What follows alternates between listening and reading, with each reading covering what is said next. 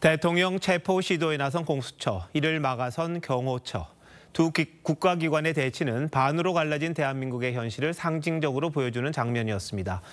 일각에선 심리적 내전 상태가 아니냐 이런 표현까지 하고 있는데요. 정치부 김아림 기자와 좀 더 얘기 나눠보겠습니다. 김 기자, 앞서 저희가 단독 보도했는데 사실상 경호처의 지휘를 받는 경찰과 군 병력, 지휘를 거부하는 일이 벌어졌습니다.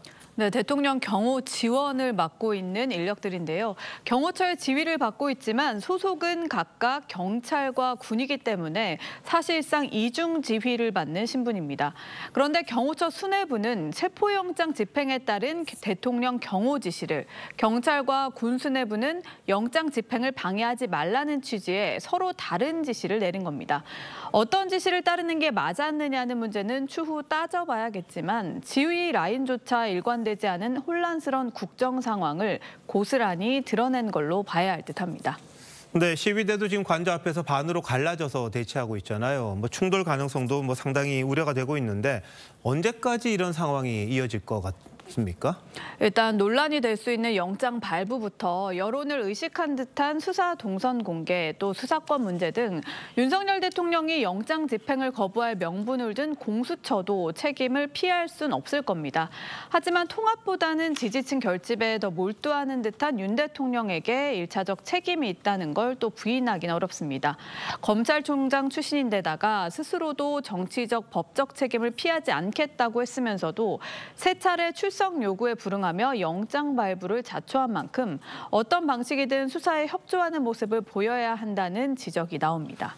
네, 아까 김 기자도 공수처 언급을 하긴 했습니다만 그동안 공수처에 상당히 민주당이 우호적이었습니다. 근데 지금 보니까 낯설게 반응을 하더라고요. 날선 반응도 있던데 체포 실패에 대해서 상당히 강한 어조로 비판하고 있죠. 네, 검찰을 향해 내란 수사에 손을 떼고 공수처에 넘기라고 했던 게 바로 민주당이었는데요. 오늘은 의지가 없으면 차라리 의지가 있는 검사에게 사건 종결권을 넘기라면서 강하게 성토했습니다. 수사를 할 능력이 되는지 의심스럽다는 말도 했는데요.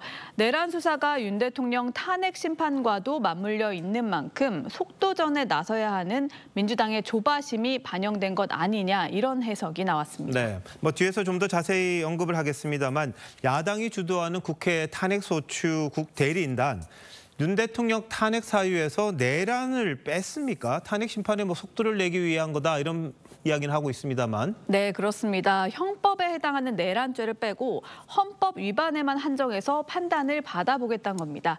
내란죄 수사가 여전히 진행 중인 상황에서 이 부분까지 탄핵 사유에 포함시킬 경우 보다 엄정한 입증이 필요하고요. 또 증인 출석도 많아지기 때문에 재판 시간이 더 길어질 수밖에 없습니다. 이재명 대표에 대한 공직선거법 재판 2심 선고가 이르면 다음 달쯤으로 예상되고 있죠. 조기 대선을 위해선 빠른 결정이 가장 중요한 민주당이 전략적 선택을 한 걸로 보입니다. 자, 근데 국회에서 이게 표결로 통과가 됐잖아요. 탄핵소추안. 거기에는 형법상의 내란 혐의가 들어가 있었던 건데 그걸 보고 투표했던 분들도 있을 것 아닙니까? 근데 이게 빠졌다면 다시 한번 해야 되는 것 아니냐, 이런 지적도 있던데 어느 것 하나 명쾌한 게 없군요. 김 기자, 잘 들었습니다.